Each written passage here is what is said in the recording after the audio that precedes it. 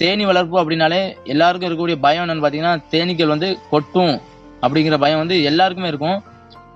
தேனீக்கள பொறுத்தவரைக்கும் அதிர்வுகள் வந்து எந்த பெட்டிய வந்து டிஸ்டர்ப் பண்ணாவோ, இல்ல பெட்டிகளுக்கு வந்து தேங்காய் பெட்டியில இருந்து விழவோ, இந்த மாரி இல்லாம அதிர்வுகள் எதுவும் இல்லாம இருந்தீங்கன்னா, தேனீக்கள் வந்து ரொம்ப ஸ்லோவா வந்து நம்ம கூடயே பழகிரும்.